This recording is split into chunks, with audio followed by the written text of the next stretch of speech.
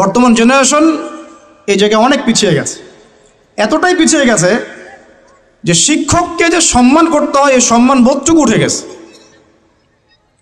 বাবাকে সালাম দিতে হয় এই সম্মান মর্যাদা বোধটুকু উঠে গেছে। মায়ের সাথে ভালো ব্যবহার করতে হয় এটা সেই তো কবেই উঠে গেল। আর সমাজে ওই জায়গা দখল করলো বৃদ্ধাশ্রম। দিন দিন জেনা বাড়তে থাকলো, ব্যভিচার বাড়তে থাকলো, হারাম খাওয়া বাড়তে থাকলো, সুদ বাড়তে থাকলো।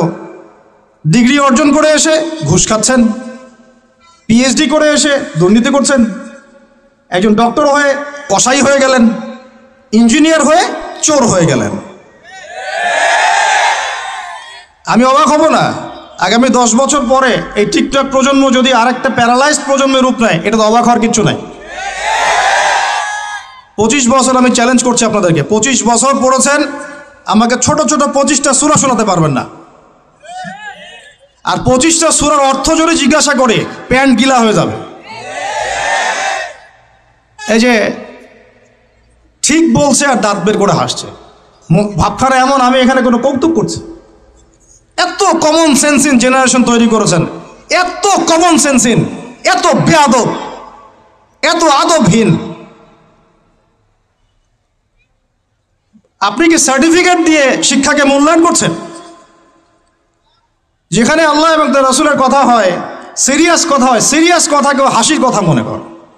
জিনার আলোচনা হলে দাঁত কেলিয়ে হাসে।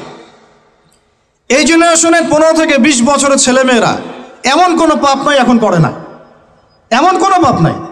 মাদক থেকে শুরু করে মেয়ের সাথ ভোগ করা পর্যন্ত এভরি সিঙ্গেল থিং তারা তো করে ফেলেছে এখানে। আপনারই ছেলে, আপনারই মেয়ে, আমারই ভাই, আমারই বোন। আর এই জেনারেশনকে নবী সাল্লাল্লাহু আলাইহি ওয়াসাল্লাম, সাহাবায়ে কেরাম, তাবেঈন ইজম, 4 ইমাম, মুসলিম উম্মার বীরত্বের ইতিহাস, সালাউদ্দিন আইয়ুবী রাহিমাহুল্লাহ, নুরউদ্দিন জঙ্গি, মুহাম্মদ বিন কাসিম, তারিক বিন জিয়াদ, এই নামই তারা জানে না, এই নামই জানে না তারা।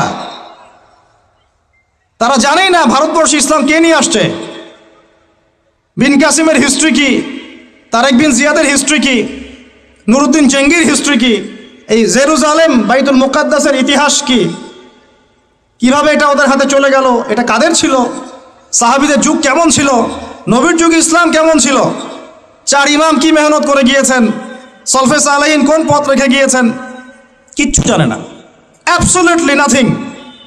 বিগত 30 থেকে 40 বছরে আমরা এই জেনারেশনটা তৈরি করেছি। বাট অফকোর্স তারা ক্রিকেটারদের নাম জানে, ফুটবলারদের নাম জানে, গায়ক গায়িকাদের নাম জানে, নায়ক নায়িকাদের নাম জানে। আফসোস, এই জেনারেশনটার জন্য আফসোস। অথচ আমাদেরই ভাই, আমাদেরই বোন। আপনি পৃথিবী থেকে চলে গেলে রব্বির হামহুমা কামা রব্বায়ানি সগীরাও বিশুদ্ধ করে পড়তে পারবে কিনা সন্দেহ আছে। দোয়া করে রব্বির হামহুমা কামা রাব্বায়ানি সাগীরা, এই একটা বাক্যের মধ্যেই 5টা-6টা ভুল হলো। বলে রাব্বির হামহুমা কামা রাব্বায়ানি সাগীরা, এভাবে বলে আপনার ছেলে। ব্যর্থ পিতা আপনি, একজন ব্যর্থ পিতা, একজন ব্যর্থ মা। যে মা, যে পিতা সন্তানকে কোরআন শেখাতে পারলো না, এর চেয়ে হতভাগায় পৃথিবীতে কেউ নাই। কোরআন আল্লাহ পাক আপনাকে দিয়েছেন শোকেজের মধ্যে তুলে রাখতে। বাবা মারা গেলে 3 দিনের দিন বের করবেন, 40 দিনের দিন বের করবেন, আর বছর কি দিন বের করবেন। ওই দিন হুজুরকে খুঁজবেন, হুজুর আসেন জানাজা পড়াই দিয়ে যান। আর অন্য সময় দাড়ি টুপি পাগড়ি জুব্বা দেখলে ভয় আতঙ্কে বাড়ি ভাড়া পর্যন্ত দেন না। হুজুরকে দরকার হয় কখন? নিজের জানাজার সময়। বাড়ির কেউ মরলে, দোকান উদ্বোধন করবে, তখন জিলাপি আর খরমার দরকার হয়। আর আমরাও এমন গায়রতহীন হয়ে গেছি, 500-1000 টাকার জন্য আবার জানাজা পড়াতেও যাই। একটা প্যারালাইজড নোংরা প্রজন্ম গড়ে তুলছি আমরা। শিক্ষার কিছুই নাই এখন, কিচ্ছু নাই। আপনি কি মনে করছেন আমি আমার আবেগ থেকে কথা বলছি না? প্রত্যেকটা কথার রেফারেন্স এবং দলিল আমি আপনাকে ডিবেট করে প্রমাণ করতে পারবো। ইসলাম তো আস্তে আস্তে মিটিয়ে দিয়েছেনই, এখন যে নৈতিক শিক্ষাটুকু ছিল সেটাও নাই। এরা সার্টিফিকেটের জন্য পড়াশোনা করে, অনলি ফর চাকরি, অনলি ফর একটা ইন্টারভিউ। এই শিক্ষায় শিক্ষিত হয়ে এই জাতি